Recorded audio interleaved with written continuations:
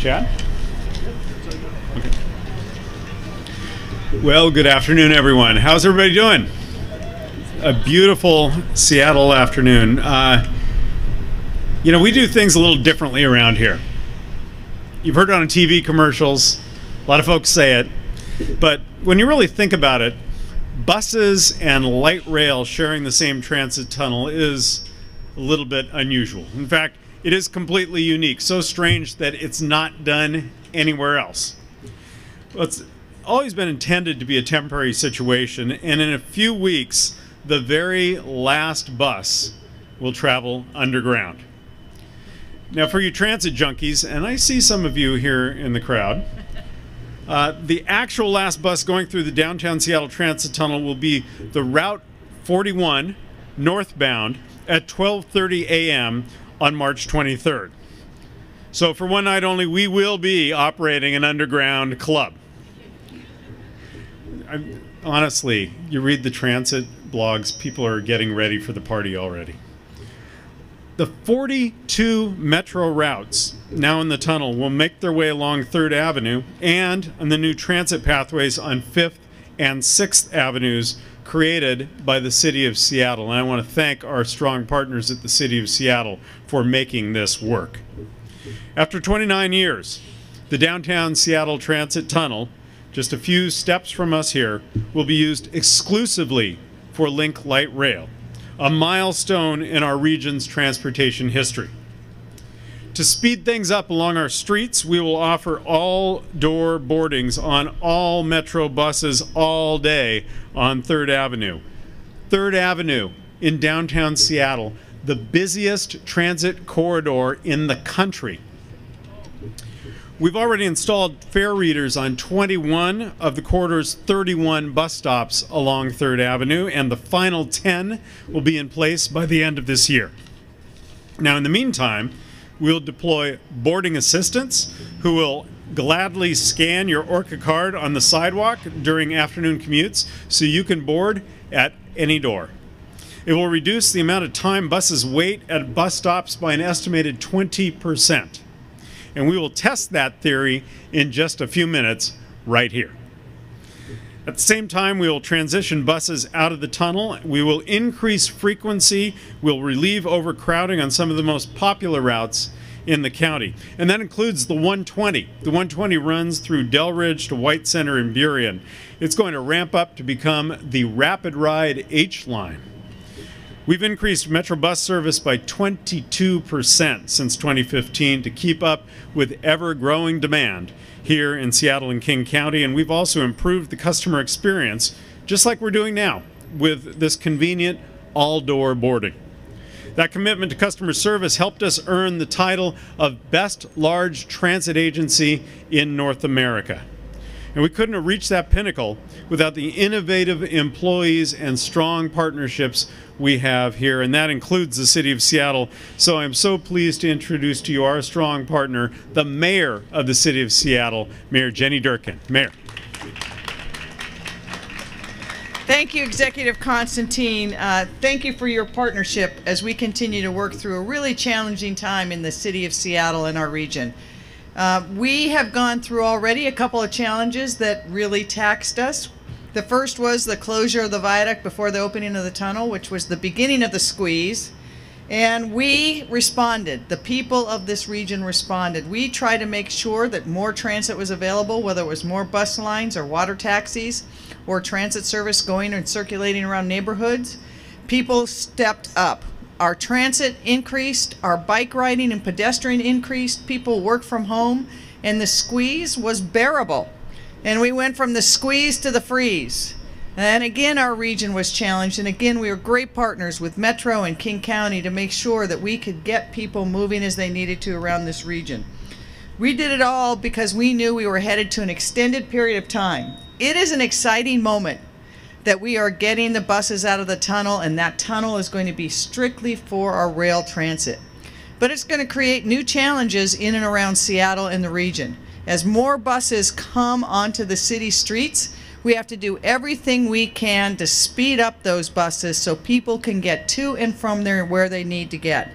That's one reason why we will continue to have real-time monitoring of our streets during this period, so that if we need to spring up new bus lanes, we can do it. If we need incident response, we can do it. We will have new dedicated bus lanes. If you haven't seen them, on 6th Avenue, they're there. But one of the critical things you're going to see today to speed it up is two-door boarding.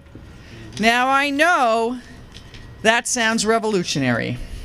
But yes, you'll be able to board at every door. When I was growing up here, when you took the bus, you used to be able to do that. We went for a period of time without it. We're bringing it back so that we can speed it up. You're going to see a demonstration of it.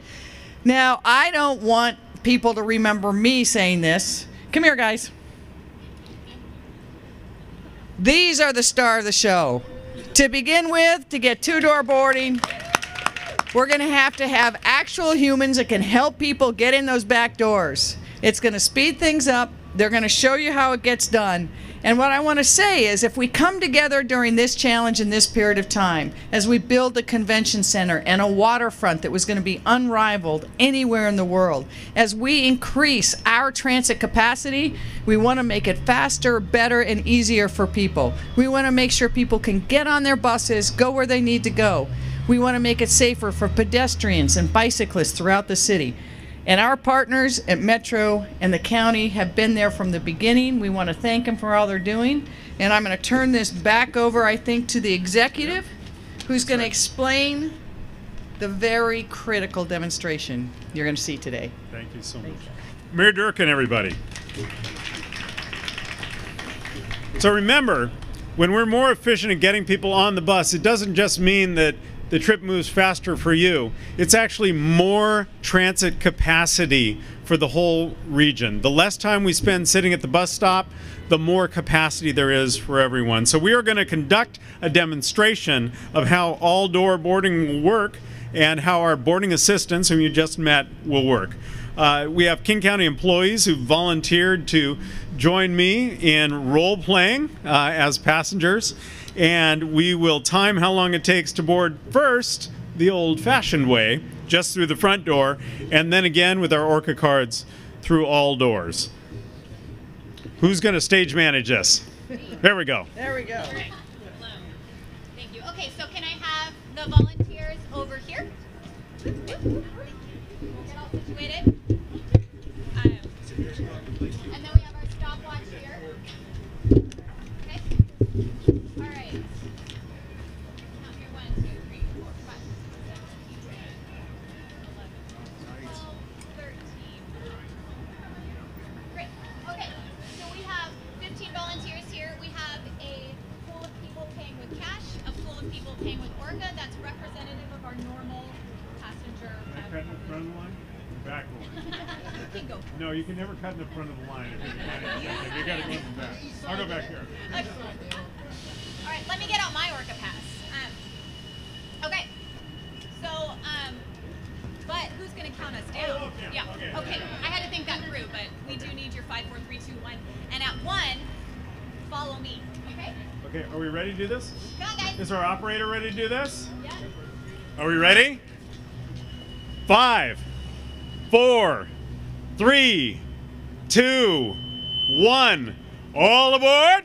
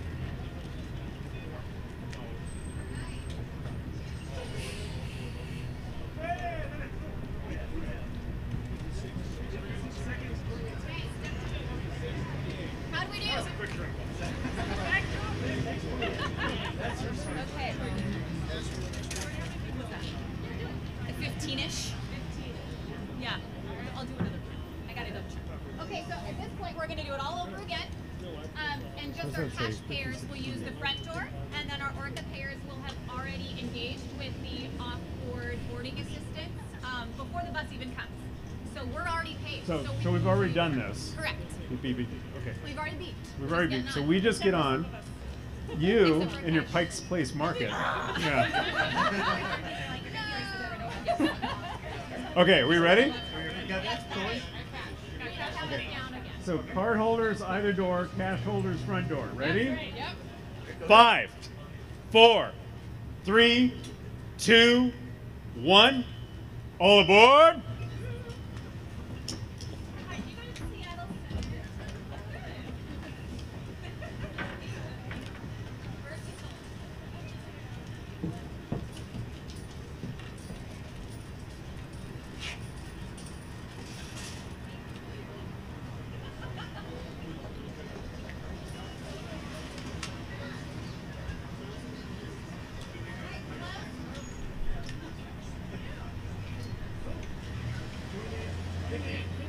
Less than half.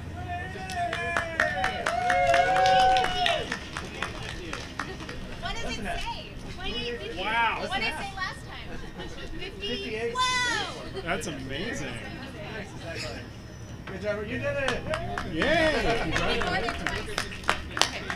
Well done. Thank you. Thanks, everybody. If you have any one-on-one questions, we can set it up. But otherwise, thank you so much. We appreciate you coming. Thanks, everybody.